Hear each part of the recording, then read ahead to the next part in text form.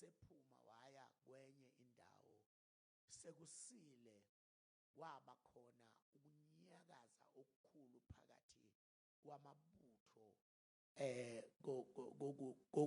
kwamabutho kokuthi uPetro wehlelwe yini. uHerodi esemfunile engamfumananga wabuzisisa abalindi wayala ukuba babulawe wayesehla eJudiya waya eKesariya wahlala khona. Ngifisa namhlanje ukukhuluma ngama results omthandazo, the results of prayer. Umthandazo yona yodwa indlela esikwazi ukuxhumana ngayo noNkulunkulu, futhi yona yodwa indlela kwenze njani yona yodwa indlela ekwazi ukuxhumanisa aba weak no strong. In fact impilo ayifani la emhlabeni. Uma umuntu powerful ufuna ukuhambisana nabantu aba powerful, but la emthandazweni uNkulunkulu usenzela indlela ukuthi as weak as we are kodwa sibe nendlela yokuxhumana nonamandla. Ngamanye amagama, uma ubalekela umthandazo ubalekela amandla akho, ubalekela unqoba kwakho. Ake ngijule kulento umthandazo ngoba umthandazo yiwona wodwa oke wenza izinto okuthiwa azenziwa.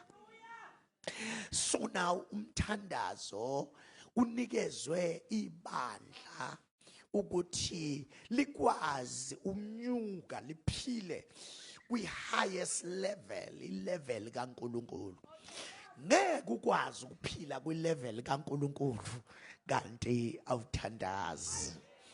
Umthandazo yiwona wodwa ukuthi uma uguqe phansi noma abantu bengacabanga ukuthi uyisiwula, ungathi ufuna amandla uguqe phansi kungekho nyoka kungekho lutho oguqe kukho, kodwa uguqe ukholwa. Iwona wodwa amandla ehla with the wave of faith, ngoba ngeke uthandaze uma ungenayo ifaith. In fact ayikho into yala ekholweni ongakwazi kuyenza uma ungenalo ukholo. Ngeke ukwazi ukusindiswa, ngeke ukwazi ukunikela, ngeke ukwazi ukuthandaza, ngeke ukwazi nokudumisa. Phela ukudumisa njengoba bedumisa nje nibabona uma sebephakamisiwe izandla baguqe phansi, umuntu odlula lapha ngaphandle ngazathi ayangathi azethe mzala kulaba bantu. Kodwa thina we know ukuthi when we open our mouth and pray or praise kukhona amandla avela phezulu. Incwadi ke yezenzo inamandla awu four dimensions of power, or about 5 dimensions of power. Incwadi yezenzo kahle kuthiwa abanye bathi izenzo zabapostoli, kodwa kahle abapostoli engafikanga umoya ingcwele ayikho into abangayenza. So lencwadi incwadi yezenzo zikamoya oyingcwele. Ngamanye amagama ngaphandle kamoya ingcwele we are weak, we are nothing. Ayikho into esingayenza, singahluleka kuyo yonke into esiyenzayo. In fact singafa before time uma singenaye umoya oyingcwele. Now uma uzobheka kule ncwadi kulama levels of power, ilevel yokuqala ulokhuza uJesu uqala lapha ya encwadini kaLuke. Angithi niyazi ukuthi incwadi kaLuke ibhalwe umuntu oyedwa nencwadi yezenzo. Uyiqala lapha kuLuke uJesu mayiqala kuLuke chapter number 24 uverse number 49 uthi hlalane eJerusalema nize nembathiswe amandla Nisekhona kodwa bazalwane. Hlalani eJerusalem nize nembathiswe ini amandla. Ibandla was designed to walk in power. Ibandla bekungesiyona into yokudlalela kuyo nje. Uthola amandla obumnyama edlalela khona, uthole nabathanda ukudlala bedlalela khona. Abathakathi cannot come close to this. Because lento yamandla ishisa yonke incibilikisa zonke izinto zokumnyama. So amandla okala, amandla kaMoya Ingcwele la wathola khona encwadini yezenzo chapter number 1 uverse number 8. Lithi iBhayibheli nizakwamukeliswa, ye shall receive power after the Holy Ghost has come upon you. So ke amandla okala encwadini yezenzo sibona amandla kaMoya Oyingcwele. Ngifuna umtshele lo sethuzana sithola amandla kaMoya Oyingcwele. But encwadini yezenzo kukhona amanye amandla esiwathola chapter number 3 la khona okwakukhula khona umuntu eshwabene uhlangothi. Suddenly waqhamuka oPetro beqeda ukugcwaliswa ngamandla kaMoya Ingcwele. Mabefika kulomuntu but igolide nesiliva akunalo, kodwa kunye esinakho sizokunikeza khona. Wayisethe egameni lika Jesu Kristu waseNazaretha, phakama uhambe. Sithola in this book amandla esibili that are clearly and vividly working phakathi kwebandla. Amandla egama lika Jesu. Uyabona ke uma ungawaqondanga lawo awegama lika Jesu bazodlala ngawo abantu emhlabeni, bazohambe bekhothamisa kuwo wonke ama-altare, bazohambe begoqa ngeenyoka zabo, bazokukhokhisa imali ezinkulu ngenxa ukuthi ungazi ukuthi amandla they are locked up in the name of Jesus. Leli gama linamandla, leli gama liyakhulula, leli gama uthi mayikhuluma umlobi wencwadi yabasePhilip uchapter number 2 verse number 5 uthi mawubekini lo mqondo owawukhona nakuKristu Jesu owathe uNkulunkulu ngesimilo, kodwa wathi akusiyona into yokujahwa nokuphangwa ukulingana noNkulunkulu, kepha wazithobisa elalela kwaze kwaba sekufeni, yebo ukufa kwesiphambano.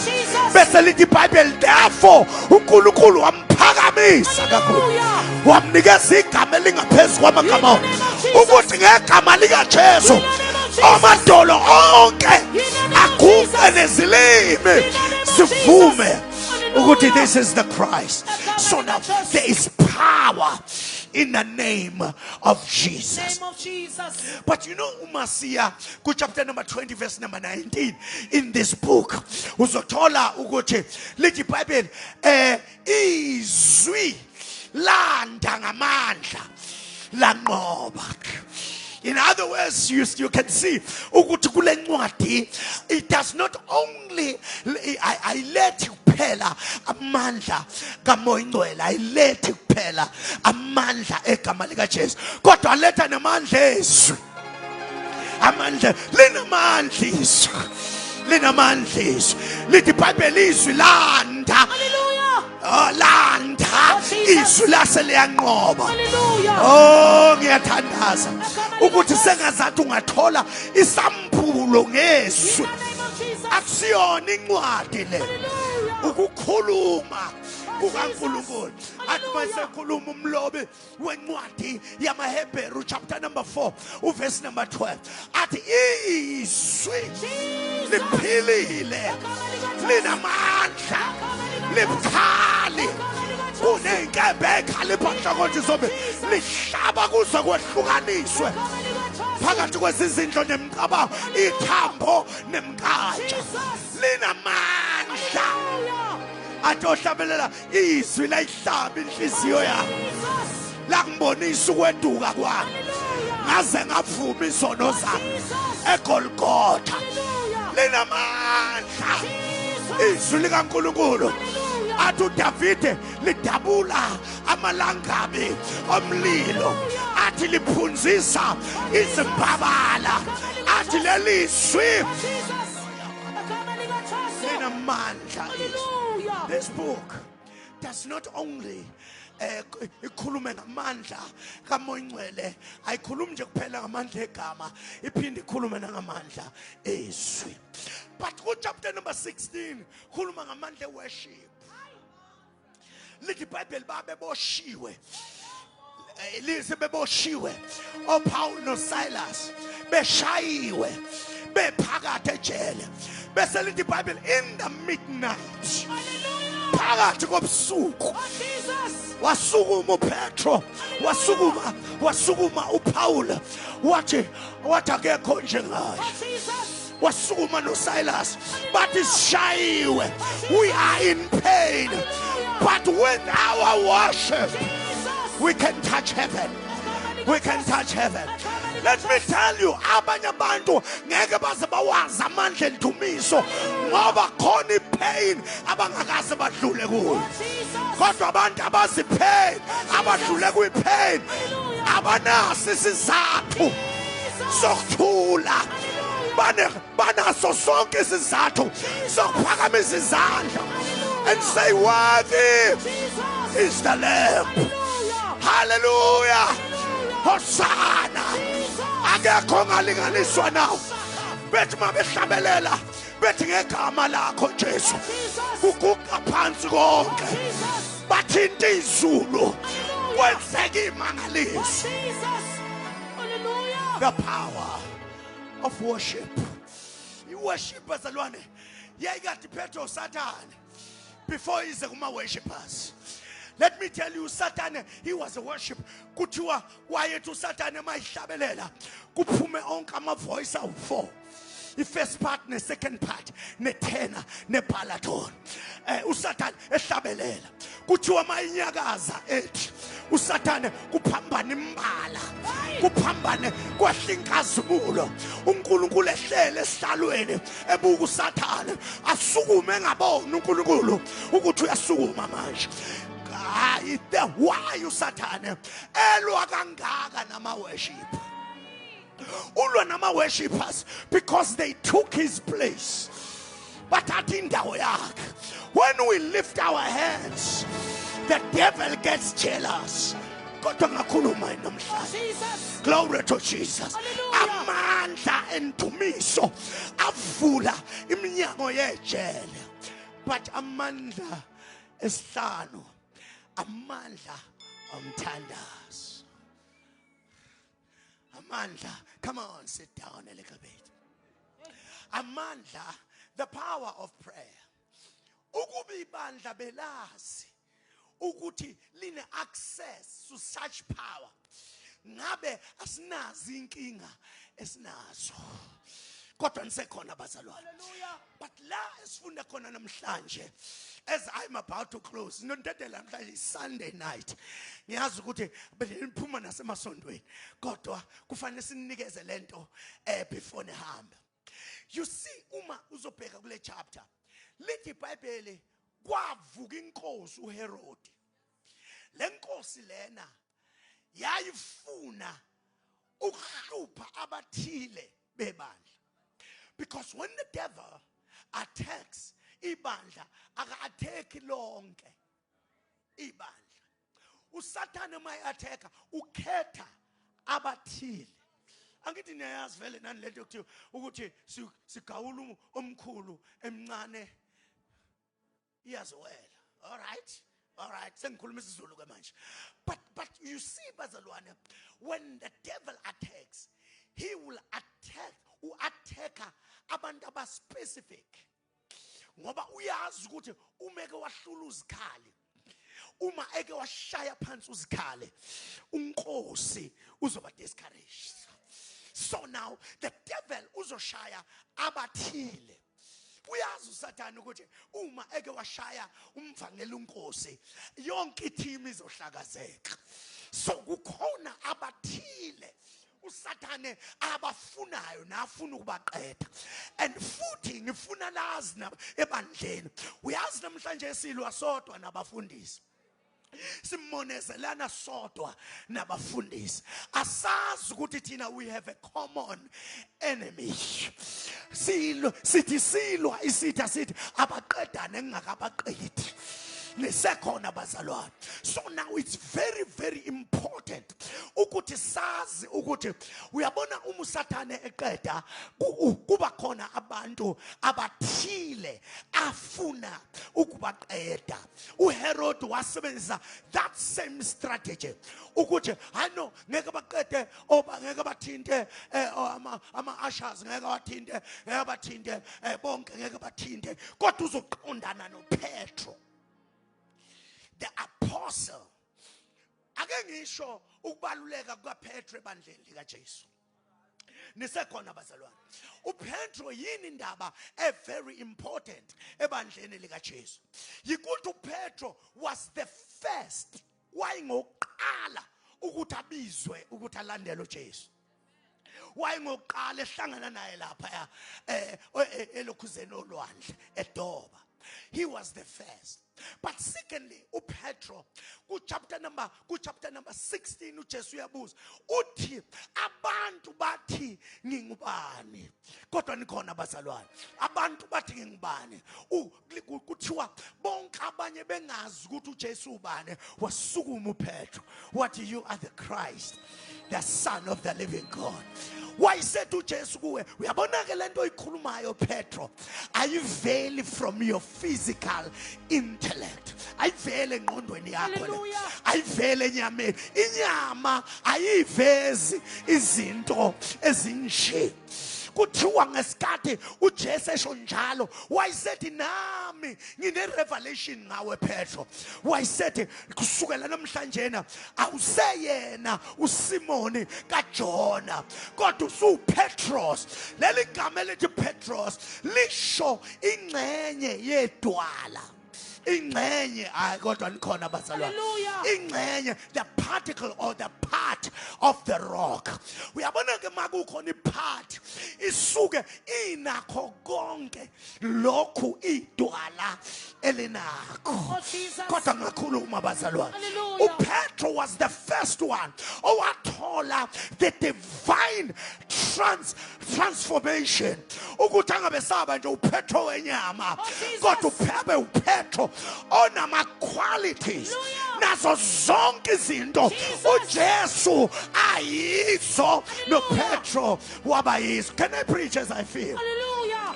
You see bazalwane uPetro wasikhombisa ukuthi ungathi uhambe emhlabeni kodwa ube yikho konke uJesu ayikho. Wasikhombisa ukuthi yonke into uJesu ayiyo nathi singaba yiyo.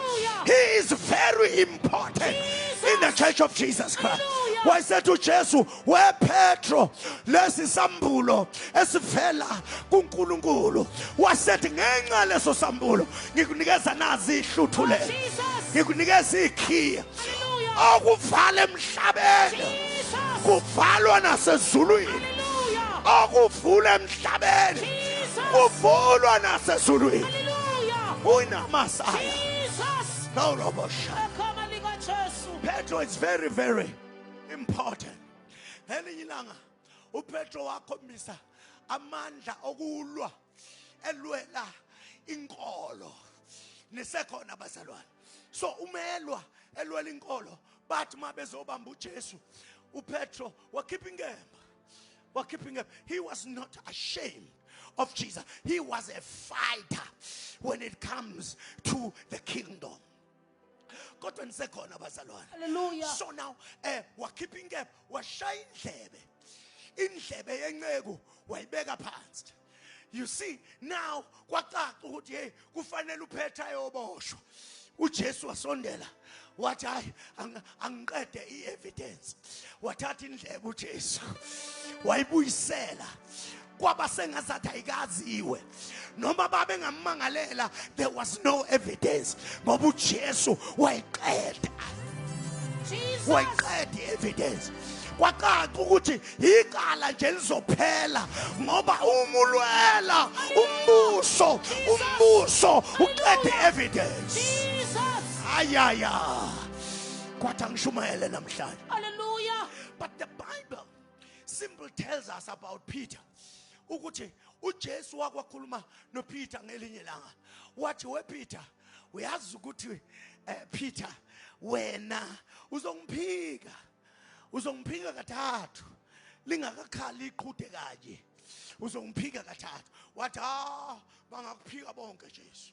Uyabona this guy who wanted to fight and wanted to stand right before God ngelinye ilanga and then ithi iBhayibheli uJeselenge esiphambanweni uPeter wahlangana nentombazana nawe kade unaye wathi uPeter ayisifazane endini angimazi lo muntu yaphinda futhi intombazana noma usuthi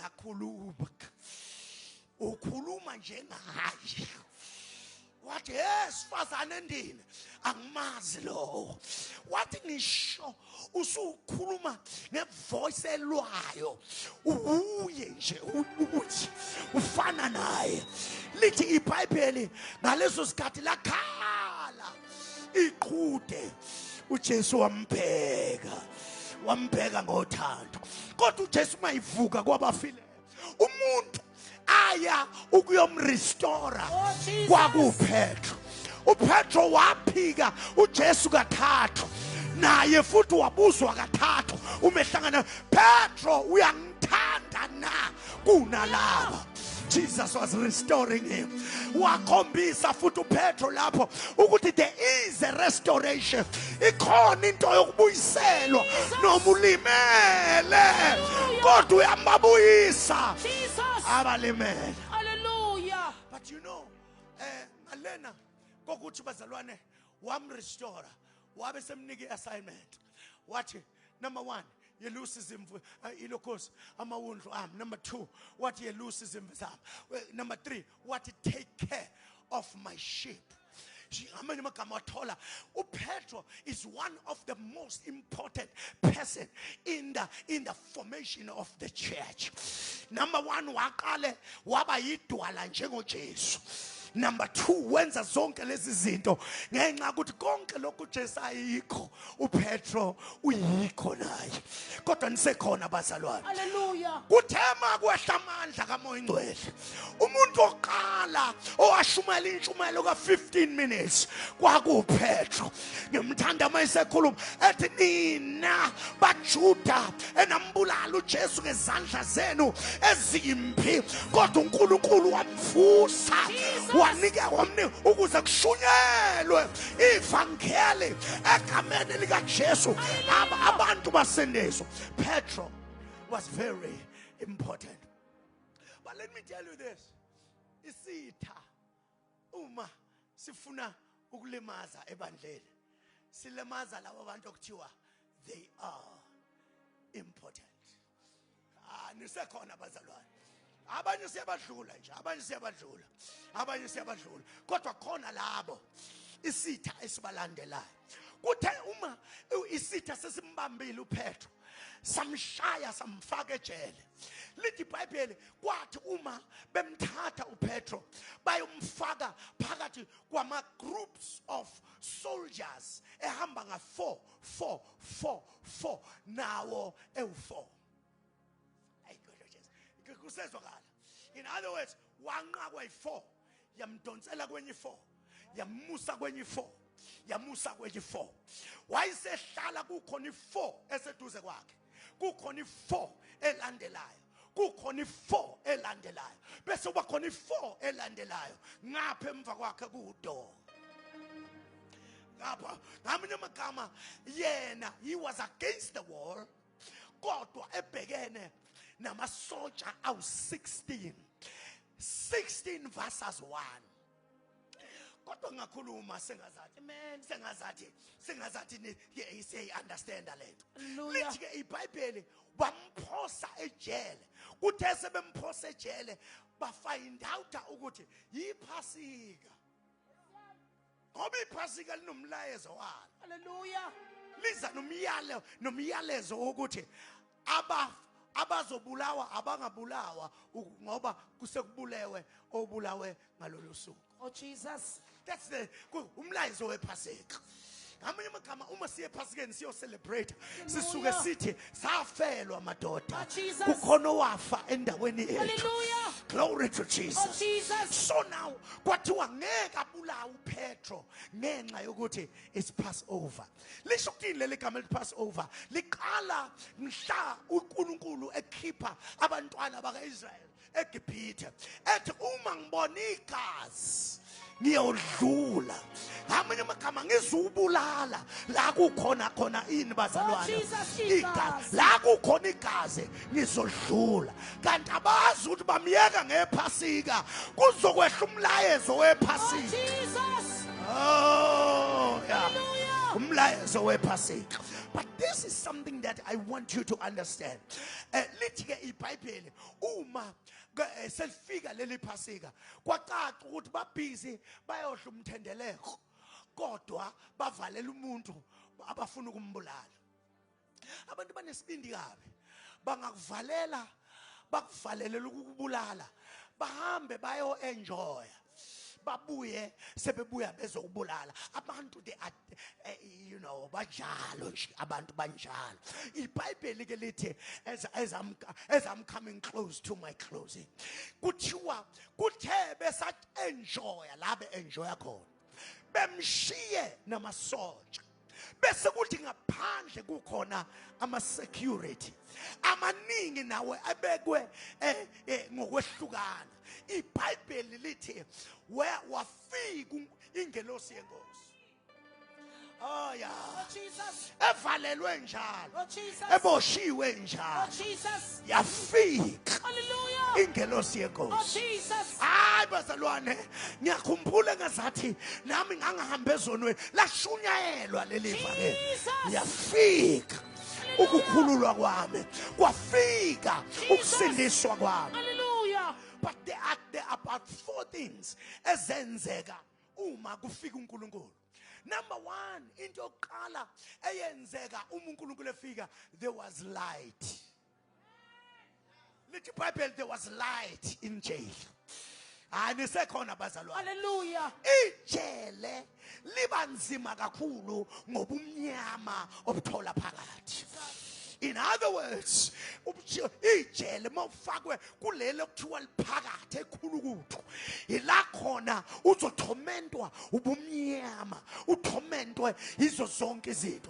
But when God showed up, there was a light. Oh, Jesus. Glory to Jesus. Hallelujah. Uma sistadisha ngelight, ilight imeli hope. Jesus. Ukuthi noma uboshiwe Petro, Hallelujah. but there is hope for your life. Jesus. Noma Petro bafuna ukukubulala, there is hope for ukuphila. Petro, there is hope.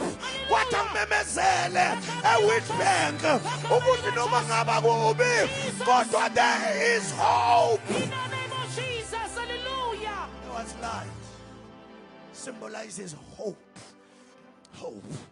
But number 2, lithi iBhayibheli into yesibili eyenzeka kwavuleka iminyango yejele.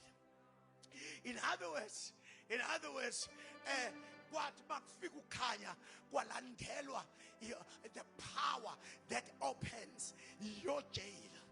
Ngoba ukuvuleka kwejele kusho ukuthi ayisekho into ezophinda yenzeke emelene kanye nawe. Jesus. Ijele selivulekile. Egama likaJesu. Oh, Kwathi Jesus. ngimemezele kubazalwane In the name of ukuthi Jesus. ijele ovalelwe kulo Oh, Jesus. selivulekile. Egama likaJesu. There is an opening of your jail the name namhlanje. of Jesus. Ngamandla kaNkulunkulu In the name of Jesus. liyavuleka ijele lakho. Nababecabanga ukuthi bakubophile, nababecabanga ukuthi bakuvalele, kodwa namhlanje ngiyamemezela, ngimemezela ukuvuleka Egama likaJesu. kwejele lakho. In the name of Jesus. Thank you, Jesus. Finally, no obstacles. Because ebekubophile sekuphelelwe ngamandla. izifo emzimbeni wakho siphelelwe ngamandla. As I'm standing here, Oh Jesus. zonke izinto ezenziwa ngabathakathi Egama likaJesu. nenyanga iphelelwa In ngamandla the name of Jesus. ngoba ijele selivulekile. Egama likaJesu. Akekho sathane oyophinda aphumelele uqede impilo yakho. Ijele lakho livulekile. Can somebody shout livulekile? Livulekile. In the name of Jesus. Hallelujah. You need to go free. You need to go out free. Uyabona njengoba sikhuluma nje yonke into ebikusabisa iphelelwe ngamandla. Egama likaJesu. Hayi yonke into ebekade ibekwe phezulu kwempilo yakho iphelelwe ngamandla. Egama likaJesu. Hayi ngisho ukuthi zonke izinto ebezikade ithreatenisha impilo yakho Jesus. akukho ngisho inkabi Egama likaJesu. Egama engakwenza likaJesu. something. Egama likaJesu. Ijele Jesus. livulekile. In the name of Jesus. Egama likaJesu. Ijele Egama likaJesu. livulekile. In the name of Lithi Jesus. iBhayibheli, the third thing ingelosi eyayenza yamshaya ohlangothini, the touch. Can somebody shout the touch? The touch. Wathola itouch, wathi mamthinta itouch eyodwa wayisethi sukuma ungilana namhlanje na sukuma. Lithi iBhayibheli wathi mamthinta kwawa amakeda, Oh Jesus. ikhiye isemaphoyiseni, Oh Jesus. ozankosi bawa. Jesus. Nisekhona bazalwane. Hallelujah. You see, ukuwa kozankosi kusho ukuthi you are free forever. Oh Jesus. Ake ngimemezele empilweni yakho, you are free forever. Egama Glory likaJesu. to Jesus. Can somebody shout, I am free? I am free. Just when the Son of Man set you free, you are free indeed. You are free indeed. Egama likaJesu. Glory to Jesus. Hallelujah. Ama ozankosi bawile, Oh Jesus. bawile. But now, ithi lengelosi gqoka ijazi lakho, ugqoke nezicathulo zakho. Because umekhumula icathulo they symbolize the readiness to preach. Nisekhona bazalwane. According to Ephesians, chapter number 6, from verse number, I think verse number 11. Lithi iBhayibheli ilokhozi ihlomani izikhali zonke zikaNkulunkulu ukuze nibe namandla okumelana namaqhinga kaSathane. Bese lithi lapho senifeze konke nime. And then bese lithi izinkalo zenu ziboshiwe ngokulunga, inyawo zenu zigqokisiwe ukulungela, the readiness to preach. Nisekhona umekhumula icathulo wayethi I'm not ready anymore. Eselungela isimo ukuthi if I die let me die. Esecula amaculo olokhuza amaculo ukuthi ngiyalibona izulu, ngiyalibona liyavuleka. Uyabona umaculo aculwa abantu asebeqedile. Kodwa umekhumula icathulo wayethi I'm not ready anymore. Yathi ingelosi wabuyisela i-readiness. Buyisela i-readiness. We are working here. Buyisela icathulo zokulungela ushumayela ivangeli. But lithi iBhayibheli yathi buyisela nejazi. Ijazi noma ijacket le kwakuyijacket esuka kumuva le. Ngiyamkhumbula uJoseph ukuthi ukhethiwe wanikezwa ini a very peculiar ijazi le peculiar. Sekhona bazalwane. Hallelujah. Kanye bonke mabebulawa noJoseph mhla befuna ukumphuca izinto zakhe bamhlubula ijazi limele uqobo futhi ngiyaliuzwa namhlanje liyabuya ijazi lakho, Egama likaJesu. liyabuya ijazi In lakho. the name of Jesus. Uzothi mawuthandaza kuvuleka izulu, Egama likaJesu. kwenzeka izinto, In the name of Jesus. kuzohlumezeka ivino makhelwane Jesus. abaphethe izinto zobumnyama, Egama likaJesu. because yabuya Egama likaJesu. ijazi lakho. In the name of Jesus. Oh hallelujah. Is the anointing ugcobo oluphula amajoko esitha wathi kusho ukuthi wayethi I'm not ready to preach and I gave up wakhumula ugcobo now ubekhumula wayesho ukuthi hayi sengilungele ukuhamba wathi uNkulunkulu gqoka follow me wavuka uphethelele aya wavukelele Oh Jesus. walandelelele uyabona ukuthi uvukile kodwa akavukanga Oh Jesus. uvukile kodwa akavukanga walandela yathi inkosi landela mina walandela inkosi engazi noma uvukile noma akavukanga noma usempedeni noma usephusheni bayazi ke laba abaphuphayo ukuphuphe kanti usesempedeni kodwa ubu out of bed kodwa ubusesempedeni uphupha wenza izinto but ube uvukile kodwa ungavukanga you see uPetro wayikuleso simo ukuthi I'm awake but I don't know whether I am awake noma kwenzekeni empilweni he followed kwathi uma efika kulamagadi awu4 oqala uNkulunkulu wadlula noPetro wadlula alisho iBhayibheli ukuthi ayelele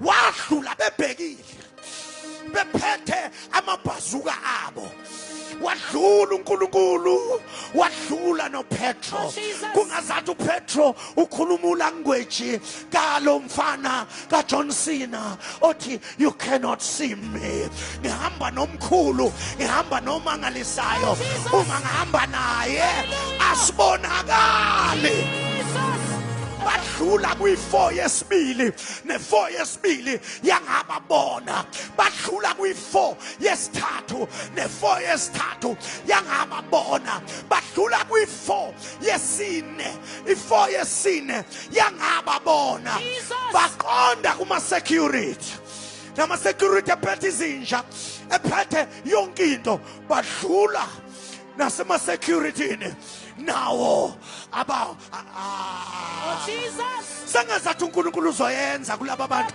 abafike kule nkonzo namhlanje entaba uzodlula la kuthiwa kudlulwa khona ungene la kuthiwa kungenwa khona uphume la kuthiwa kuphunywa khona ngoba amandla mawuhamba nayo ulandela yena ayikho into engamvimba. The last and not the least, lithi iBhayibheli kwakukhona ilokhuzi igate lensimbi ukuthi noma uyathanda noma uthande noma ungeqedele kodwa ngeke weqa kuleli gate lensimbi kuthiwe qhamuka uNkulunkulu uPetro landela lavelela ivuleke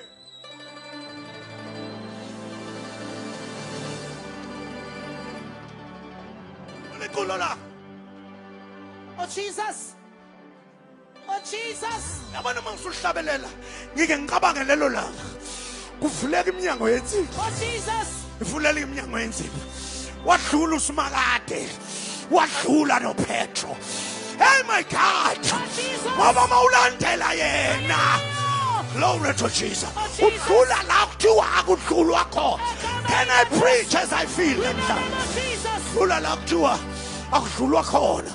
Uhamba nomdala wezinsuku egcwele inkazimulo. Thank you Jesus. Oh Jesus. Egcwele inkazimulo. Igama likaJesu. Ehamba phambi kwakho. Igama likaJesu. Lithi iBhayibheli wafike weqa istrat. Wayisethi ukulandela mina has empowered you. Niyakhumbula bazalwane uma uJesu ethi ngilandele wathi ngilandele ngizokwenzani? Come on. Wathi ngilandele ngizokwenzani? Ngizokwenza ngoba awukwazi ukulandela yena ungathola amandla kuye awukwazi ukulandela yena ungatholi ukuhlakanipha nakho awukwazi ukulandela yena ungatholi ingcebo anayo awukwazi ukulandela yena unganqobi izipho zimpi ziyanqoba Igama likaJesu. Igama likaJesu. ziyanqotshwa In the name of Jesus. ngiyakuthandazela Igama likaJesu. ukuthi onke lawo majele avuleke kuwamakhamandela kuzilayithe phezu kwempilo yakho ngenxa yokuthi uNkulunkulu khona la. In the name of Jesus. Hallelujah. tonight. The Bible, I said, as you were following me, I was making you and empowering you. It's your time to walk now. Oh, Jesus. Wahamba uPetro. Wahamba. Kanti in the first verse, lithi iBhayibheli kwathi makubanje uPetro ibandla lamkhulekela. Oh, Jesus. Ibandla. Oh, come on. Ibandla lamkhulekela. Khona ikhathi la khona ongakwazi ukuthandaza wena. Oh, Jesus. Kodwa kufuneka ibandla elikwazi ukuthandaza. Oh, Jesus. Lizamazamisa igodlo zobumnyama on your behalf. In the name of Uyabona Jesus. usuke unenhlanhla uma unabantu behind you abakwazi ukuzamazamisa Oh, Jesus. igodlo zobumnyama Jesus. for your behalf. Jesus. Ngivusela abantu Nkosi abangezulala bengalimemezanga igama labo. Egama likaJesu. Ngivusela abakhuleki abazothi Nkosi noma ngabe uzizwe sewiki kangakanani kodwa ngivusela abantu abazothi bathi mase ngiyiweek abathi bona Nkosi uthe when we are weak, that's when we are strong. Hallelujah. Ngivusele labo bantu. Oh, Jesus. Kodwa ngishubele kodwa namhlanje. Ngivusele labo ba. Ngivusele omama. Ngivusele obaba, ngivusele osisi nobhuti. Jesus. Abathi sizokuseka. Ngeke uye la uthanda khona.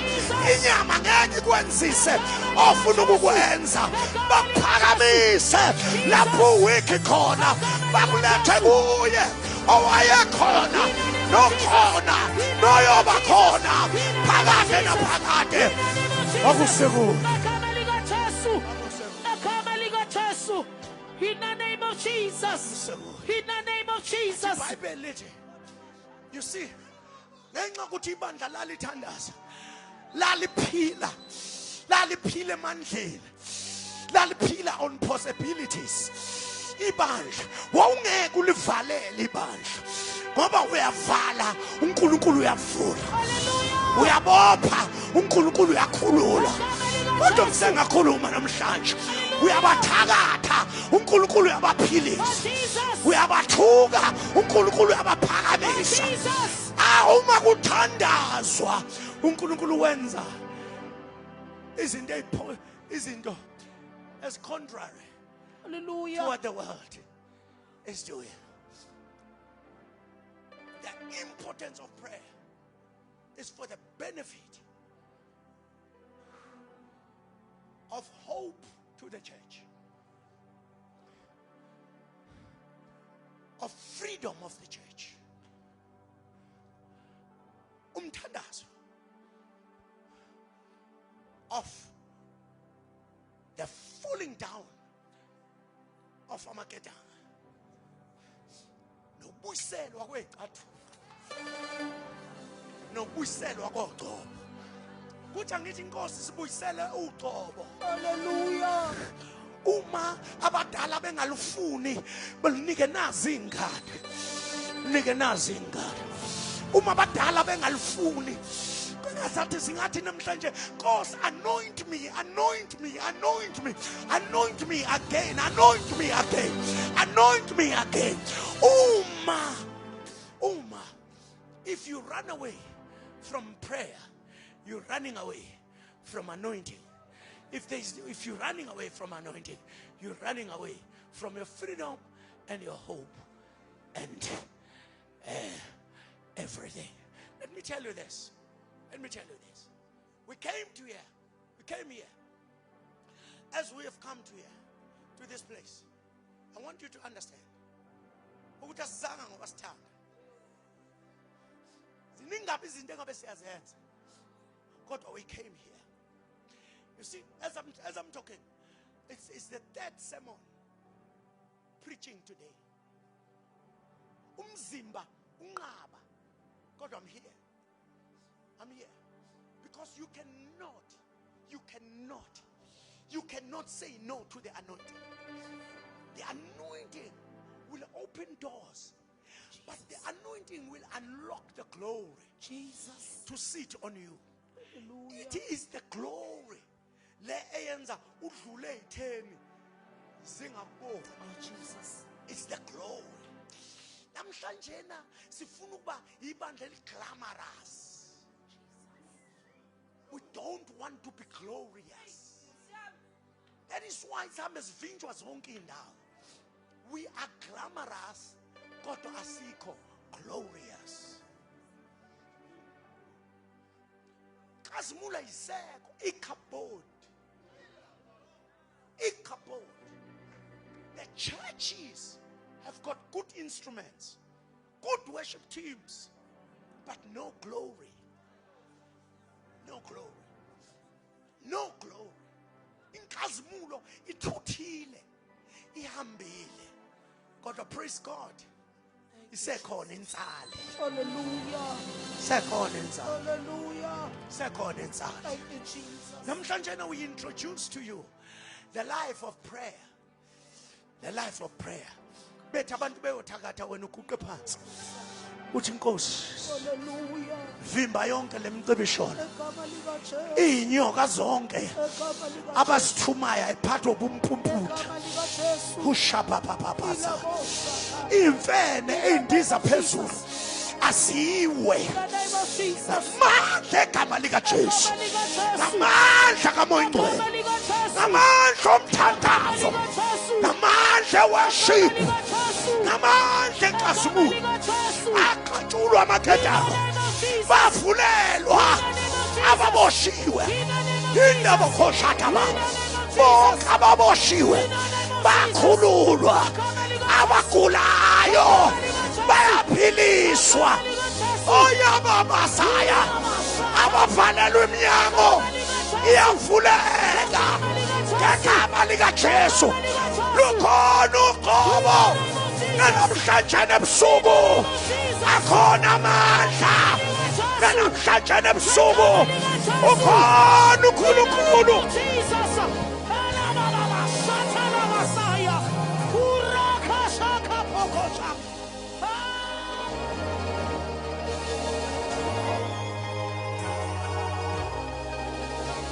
Robo shanta baba lipra papa. Ake sivale amehlo nje. Sike sithandaza for 2 minutes. Please, please, please. Thandaza for 2 minutes. Egama likaJesu, egama likaJesu. Nantu uqobo nanka amandla. Nantu uqobo nanka amandla. Yila baba bosana. La prata saya. Lokorobo shanta. Akona lama. Restore the church. Aya baba baba. Lokorobo bosha. Papa ya. Tandaza, tandaza. Ina baba bosha. Tandaza, zikosia. Rakata maniadosia. Aukosa zikosia. Bayete, bayete. Bayete, bayete. Bayete, bayete. In the mighty name of Jesus. Reketa maniadosia. Kapatu Santa Kibia. Reketa Kadia. Rima Kapatu Sadia. Rima Tosadia. Yeketa Nabakusadia. Ekopania Tosadia. Yekamanto Kupelia. Yeketa Kupelia. Bayete, bayete. Bayete, bayete. Urabakusantea. Yeketa Niabakusia. Manto Santa Niabaku. Ikapata Sudia. Yekepata Sio. Imakusadia. Yeketopania. Isanta Kuria. Yekapakusia. Yeketopania. Yepakapatia. Idipinitasuya. Bato Santa Kipaya. Yekepato Sadia. Bayete, bayete, bayete. Usanta Kipaya. Yekepato Sadia. Yepato Sadia. Yeketopania. Yekapato Sadia. Yepato Sadia. Yeketendolia kato. Robos kata korasia. Tapata kambaya. Yakapaya. Madas kata kolaka. Yakapata.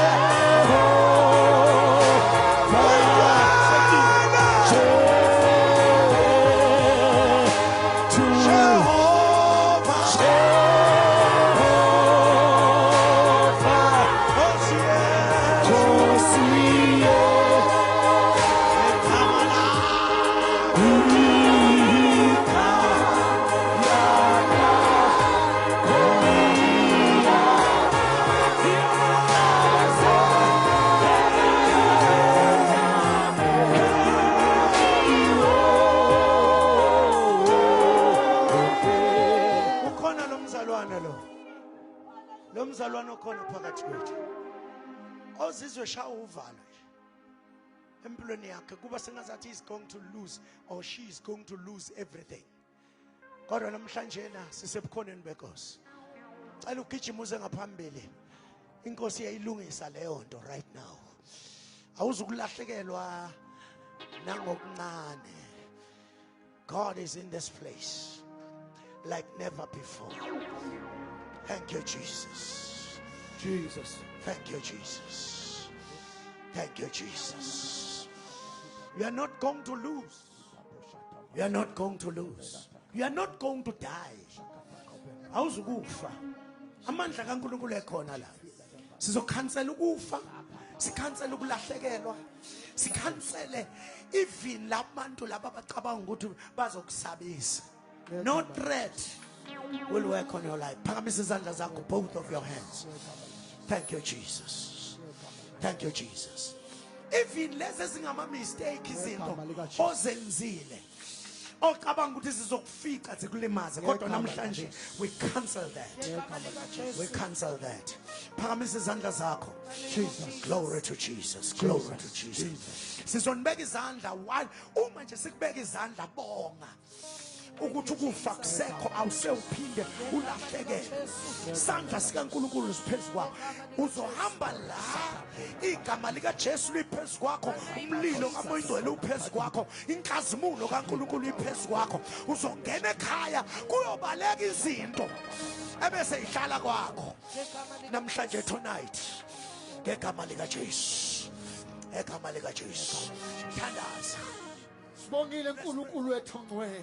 Babona amandla ngegama lika Jesu Kristu waseNazaretha. Kosephakemeyo kosemamandla. Librados. Yes. In the name of Jesus.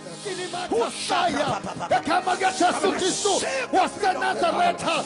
Bona lonke namandla igama lakho uNkulunkulu wethu ongcwele enikezwe abantwini ukuba basindiswe ngalo ngegama lika Jesu Kristu kosefohlayo kosethembekile ngegama lika Jesu Kristu waseNazaretha uzobonakala ngamandla akho ngenkazimulo yakho ngegama lika Jesu ngegama lika Jesu ngegama lika Jesu ngegama lika Jesu ngegama lika Jesu ngegama lika Jesu ngegama lika Jesu ogetheke kubantu uwena kuyenzeka ngegama lika Jesu Kristu waseNazaretha babona amandla bona izibhizethu baba wethu amandla ngegama lika Jesu Kristu waseNazaretha siyathandaza baba uNkulunkulu wethu ongcwele siyathandaza baba wena ongahluleki Yehova ofohlayo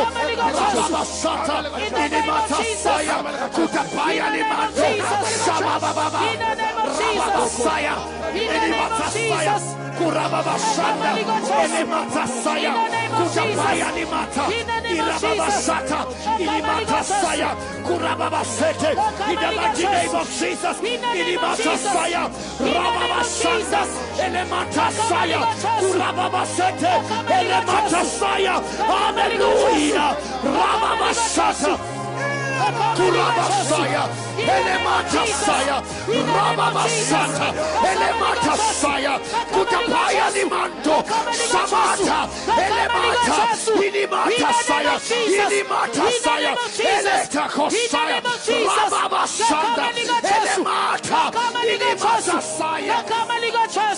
Thank you, Jesus. Thank you, Jesus. Hallelujah. Thank you, Lord. Thank you, Jesus. We cannot close the service. Kushaman. Ngenzeka ukuthi uma ungafa lapha ungabonani noNkulunkulu. Ngenzeka unaso isiqiniseko that blessed assurance that Jesus has saved your life. Uma ukhona uthi namhlanje inkosi ngisindise ngiza kuwe nginje ehlulekile kuyinqobela ngehlulekile izono zingihlulile kodwa ngiza kuwe Nkosi mawukhona ngicela ungibonise ngesandla la ukhona ngicela ukuthandaza kanye nawe. Thank you Jesus. Phakamisa kakhulu isandla sakho Ngicela ukuthandaza nawe. Siphakamise kakhulu ngasiphakamise kancane. Siphakamise nje kakhulu. I want to pray with you. I want to pray with you. Thank you, Jesus. Thank you, Jesus. Thank you, Jesus. Thank you, Jesus. Thank you, Jesus.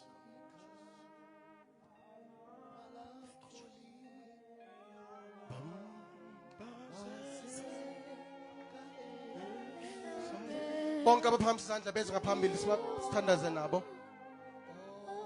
Bonke abaphakamisa izandla ungasabi. Ungasabi, mophakamisa izandla iza ngaphambili. Babazeka.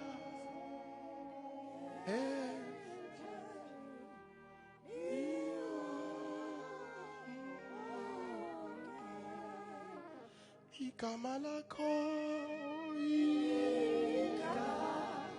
igama lakho liyaba babazeka emhlabeni